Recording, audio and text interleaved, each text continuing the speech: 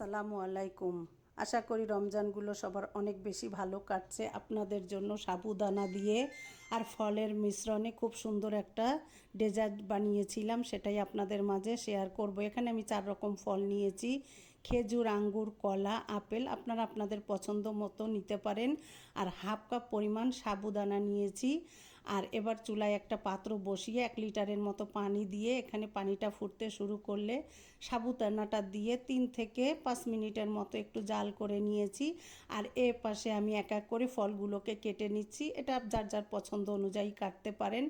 এদিকে আমার সাবুটা কিন্তু পুরোপুরি হয়ে এসেছে। এই পর্যায়ে আমি একটা স্ট্রেনারে দিয়ে এখানে উপর থেকে একটু ঠান্ডা পানি দিয়ে ভালো করে এক সাইডে পানিটা ঝরতে রেখে দিলাম। আর চুলায় দিয়ে দিলাম 1 লিটারের মতো গরুর লিকুইড দুধ দিয়ে আমি খুব ভালো করে জাল করে নিয়েছি। এদিকে জাল হতে হতে আমি বাকি ফলগুলো এভাবে কেটে নিয়েছি। এটা যার যার পছন্দ অনুযায়ী যে কোনো ফল এখানে ব্যবহার করতে পারেন। আর রোজার দিনে এই ডেজার্টটা ইফতারির পরে যে কি পরিমাণ শান্তি দেয়, খুবই মজার। যারা এই খাবারগুলো পছন্দ করেন তাদের জন্য তো অমৃত।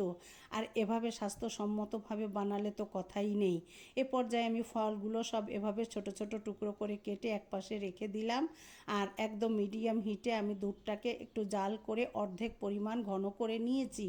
আর এভাবে ছোট ছোট টুকরো করে ফলগুলো কাটা হয়ে গেলে এবার আমি যে দুধটা জাল করে নিয়েছি, এখান থেকে আমি 2 চামচের মতো দুধ একটা বাটিতে নিয়ে একটু হালকা ঠান্ডা করে নিয়ে এখানে আমি একটু কাস্টার্ড পাউডার 2 টেবিল চামচ পরিমাণ দিয়ে মিশিয়ে রেখে দিচ্ছি। আর ওদিকে আমি যে সাবুদানাটা রেখেছিলাম ওটা দুধের ভিতরে দিয়ে একটু মিশিয়ে নিচ্ছি। একটু নাড়াচাড়া করলেই সুন্দরভাবে সাবুদানাটা কিন্তু দুধের সাথে মিশে যাবে। আর এই পর্যায়ে আমি মিষ্টি অ্যাড করেছি। আপনারা চাইলে এখানে কনডেন্সড মিল্ক ব্যবহার করতে পারেন, চিনিটা স্কিপ হয়ে গিয়েছে এই পর্যায়ে।